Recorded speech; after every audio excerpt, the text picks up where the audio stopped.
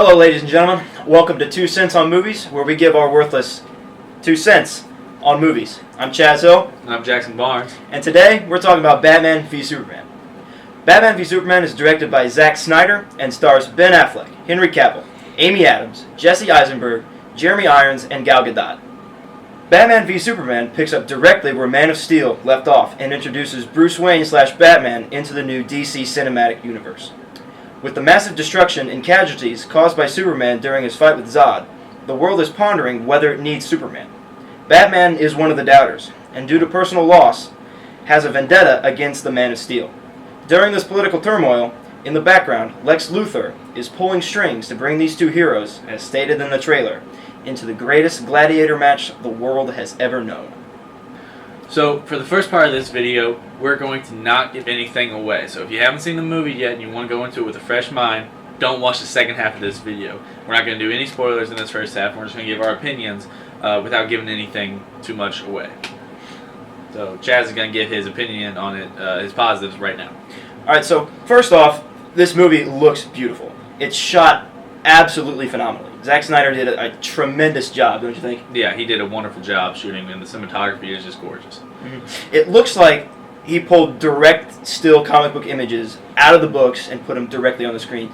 Like, first off, the movie kind of starts with... It shows Batman's origins again. It shows his parents dying.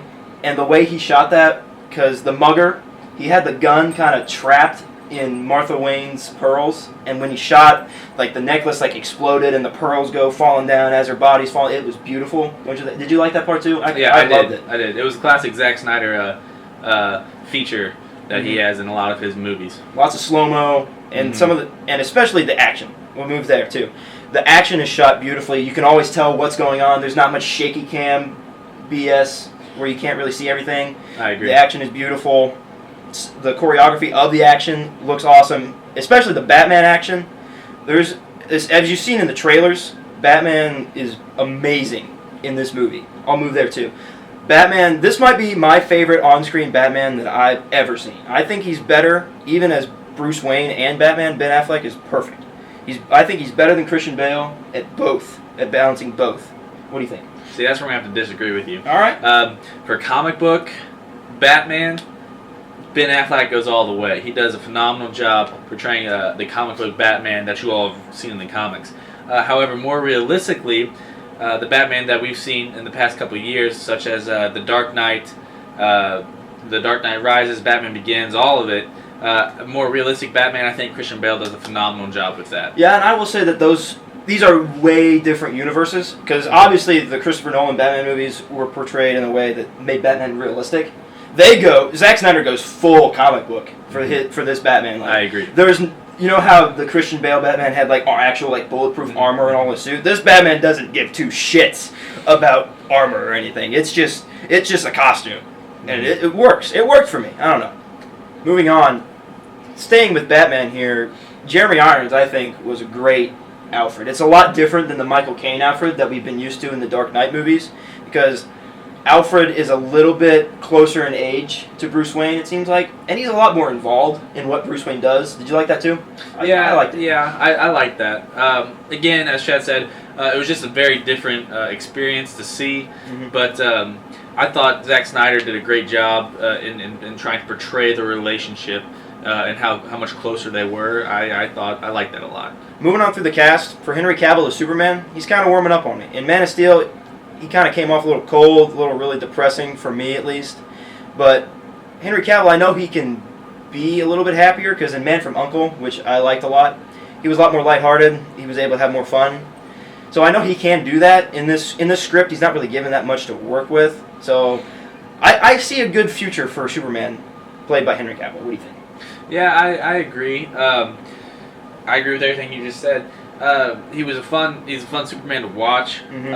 He's certainly jacked. He's huge. So I believe him when he's throwing things through buildings and stuff. He's really huge. It was really cool to see a bunch of on-screen scenarios that he was put in. Yeah. I just thought he fits the role of Superman perfect. And I think he does a good job with body language acting, because I'll just say this. There's a scene in the U.S. Capitol building that something happens and the reaction that Henry Cavill has on his face, you can tell it really affected him. I'll just say that. You remember what I'm talking about? He did a phenomenal job playing Superman in this movie. Moving on, Gal Gadot as Wonder Woman, I think is perfect. Before, when she was announced, I had no idea who she was because she is more of a model and doesn't really have an acting career yet. But I think she's got a future as Wonder Woman, definitely. I bought her when she wasn't doing action stuff, and I bought her when she was fighting with Batman and Superman. She was great. She had a great attitude about her. Like, there's some parts during the action where she exhibits a lot of emotion, and I bought it. She was great. What do you think? Yes, she fit the role of Wonder Woman perfect. Going into it, I didn't really read up much on the movie, so I had no idea. I watched 1 or 2 trailers and that was it. And the ones I watched didn't have her in it. And I had no idea that Wonder Woman was going to be involved. And whenever she was introduced, I loved it. It was. I'm going to go more in depth into what I thought about her, though, more in the second half, because I can't really talk about her without giving anything too much away. So that's all I have to say about that for now.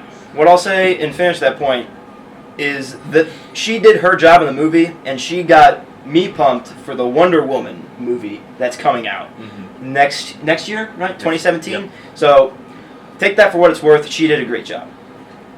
The first 15 minutes of the movie is it features Batman's perspective, Bruce Wayne's perspective, on the end of Man of Steel when Superman is fighting Zod, and he sees all the wreckage and he sees people dying. And he goes into the wreckage and saves people, and I was like, yes, I was locked in. Yeah, I agree with Chaz. It was the first 15 minutes. I was hooked immediately. I thought it was just really cool to get a different perspective on the end of Man of Steel. Yeah. The perspective being that of Bruce Wayne was just 10 times better. I loved it. All right, next we're going to talk about some of the negatives that we had with this film. First off, there are narrative and script problems out the wazoo with this. There are 5 storylines in this movie that are all fighting each other in like a steel cage death match for screen time, and the movie suffers because none of these storylines get their due process. Before I touch on that, it takes way too long to get to the Batman v Superman fight. I agree. Like, as I said before, the first 15 minutes, perfectly, it's literally perfect. It is the perfect 15 minutes of film. It lays out exactly why Batman wants to fight Superman. It gives you all the motivations he needs perfectly. And if they would have cut from that to just Batman like training or getting ready to fight Superman and then going and fighting him right there in like the first 45 minutes of the movie, it would have been amazing. It would have been perfect. But instead we have to sit through an hour and a half of just dialogue and unnecessary plot points that don't lead to anything before we get to the main title of the movie. Batman v Superman is what this movie is called, and we have to wait an hour and a half just to see that. I'll say that the fight was awesome, but it takes way too long to get there. Alright, back to the 5 storylines. First off, there's a Man of Steel sequel in this movie about how Superman has to deal with the fact that he's a god, and whether or not the human race needs him, whether he's going to side with the U.S. government or not, and stuff like that. That's really interesting. The question of... There's a point in this movie where a person on an interview on the news gets asked, do we need a Superman? And that's a great question to ask, but the movie never answers it. Ever. Did you get that vibe at all? I did. And I honestly, I know this is the con section, but I did kind of like that, though. Yeah, I liked it, but I just don't think they went into it enough. That's what I'm saying. I love the storylines that it presents, but I'm saying that it doesn't give enough time to that to really flesh it out. That's what I'm saying. I'm just saying that I think that's one of the storylines they could have kept in there. Yeah. It would have been fine. Yeah. The way it was. Okay. Secondly, there's a Batman introduction movie, and albeit everything that is Batman in this movie is amazing. It's perfect. But I think that we just don't learn enough about why he's the way he is in this movie. We don't learn enough about the dynamic of him and Alfred and why they're so the way they are. I'll say that. Also, in the trailer, this is in the trailer, so it's not really that spoilery. You see the suit, and people are speculating that it's a Robin suit, and it has like spray paint on it, like "Joke's on you, Batman," and it's insinuating that the Joker kills Robin in an earlier time frame. And the movie never touches on that. Not at all. Literally, the shot that's in the trailer is all that you get from that. And it's just Batman looking at the suit, and there's nothing talked about. Like, we don't get anything really about the backstory of why Batman is the way he is in this movie. And I think the movie would have done a lot better if it would have at least thrown a couple lines out there about things in the past that Batman went through. That's what I think. I agree. Third storyline that doesn't get its due process, I think at least, is a little bit more Wonder Woman. I think that she was criminally underused in the movie. Gal Gadot was perfect as Wonder Woman, so I think that they could have done maybe a little bit more fleshing out of her character, because you really only see her in 2 scenes in the movie. They're at like this party thing where she meets Bruce Wayne, that's all I'll say, and then at the very end of the movie, and that's it. That's all. Those are the 2 scenes that she's in, and she was perfect. But I think that the movie kind of suffers in the fact that the general audience doesn't really know anything about her until she shows up at the very end of the movie. Do you think that at all? Mm-hmm. Yes. I think they introduced her a little bit too late as Wonder Woman. They kind of insinuated that this woman throughout the entire movie was Wonder Woman, but she really didn't have a clue until the very end when it happened. And I really think that they could have done a whole lot more with her in this movie and given more of a background with the character she played in this movie. The fourth storyline that doesn't get enough attention is Jesse Eisenberg's Lex Luthor. Mm-hmm. Touching on Jesse Eisenberg, we were not fans of the way he portrayed this character, and I know that this is a different Lex Luthor than what we're used to. It's supposed to be different because of a certain reason that I'll talk about in the spoiler part of this video, but he was just like the character he played in The Social Network. He was basically Mark Zuckerberg on speed the whole movie. He had this like nervous Joker twitch, Riddler twitch. It was also like if you take Mark Zuckerberg on speed and mix it with Jim Carrey's Riddler from Batman Forever. If you put those 2 characters together, you have Jesse Eisenberg in this movie. And I feel like, he went for it. Like, He did. I'll compare it to like the commitment that Heath Ledger made to his character in Dark Knight is comparable to the commitment that Jesse Eisenberg makes to his character in this movie.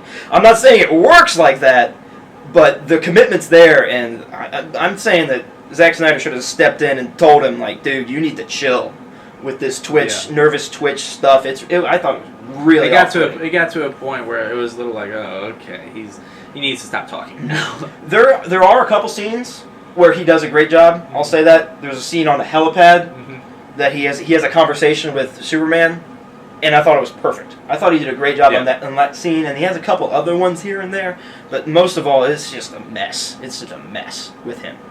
And then lastly, it's the tagline of the movie, the other half of the title, Dawn of Justice. This movie is you can tell that the studio got their hands on Zack Snyder's neck and told him, you need to set up the Justice League now, because it's just crammed in there where it doesn't fit. And I'll say that the point where they introduce the possible Justice League members or whatever, it's so randomly put in the movie. Mm-hmm. It made no sense. It should not have been there. It was thrown out of nowhere at you, and the way they did it was bad. was good. Very bad. It was not how I expected it at all. You could tell that like the studio probably just went up to Zack Snyder and said, "Hey man, you got 3 minutes to introduce possible Justice League. Do it, or you're fired."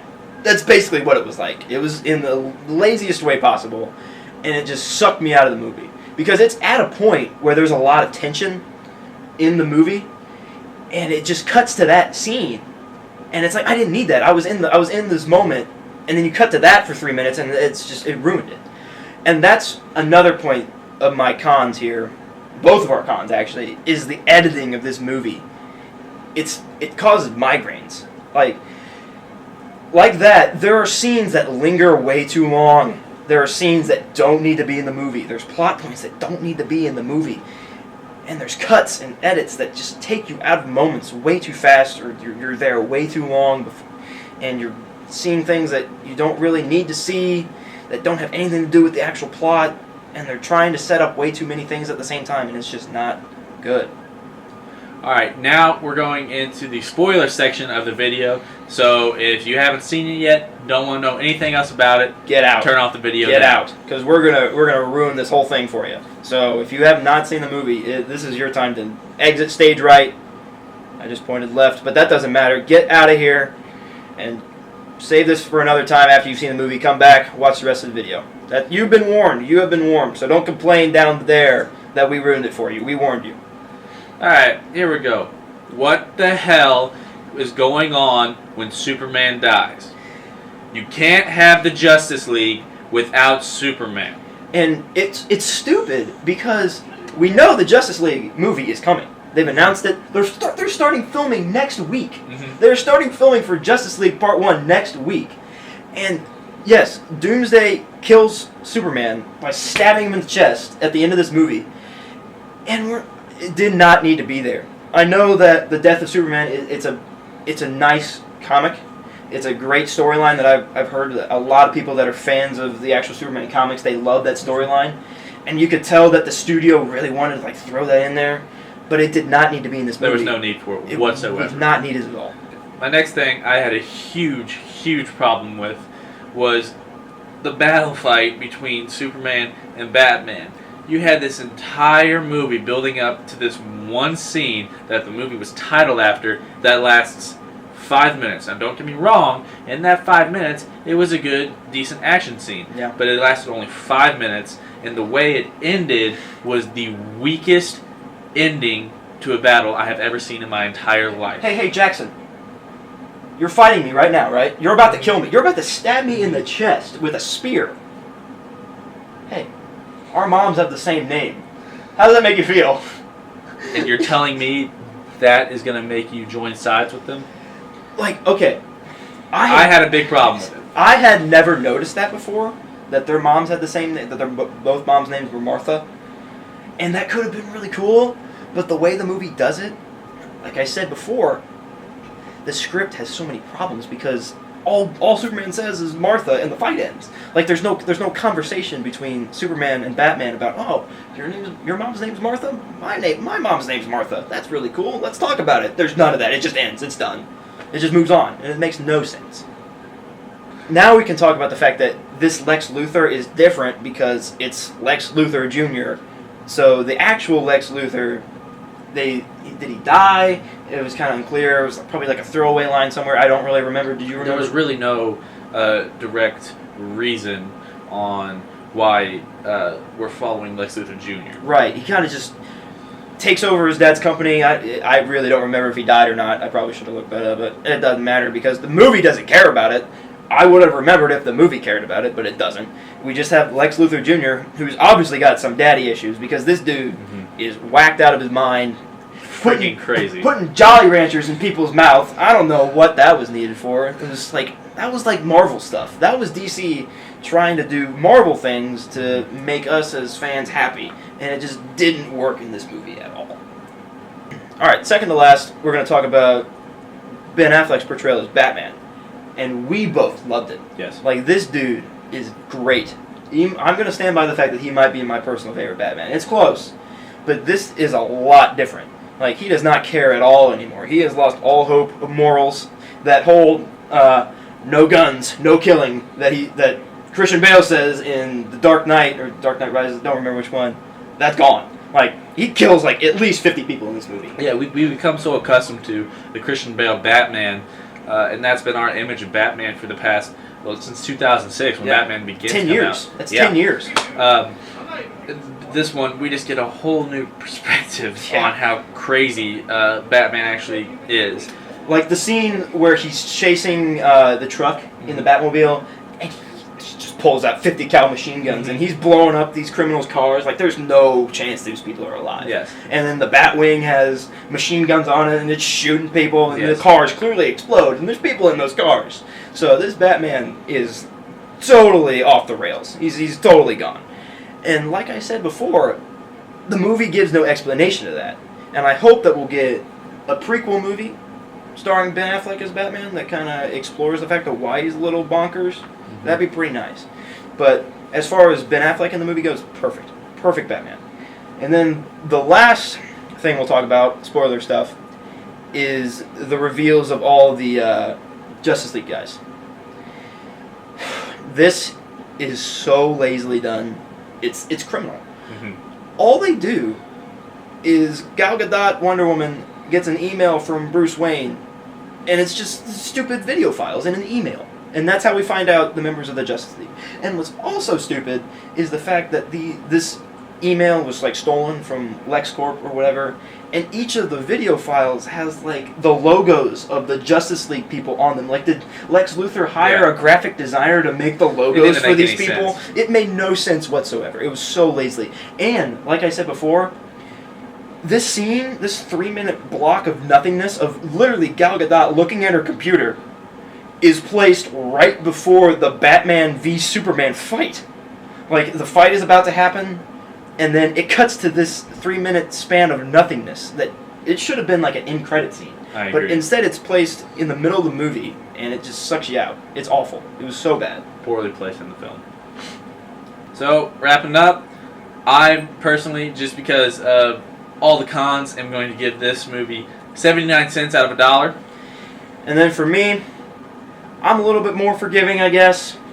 I can still recommend you go see this movie in theaters just for the action scenes and Batman alone.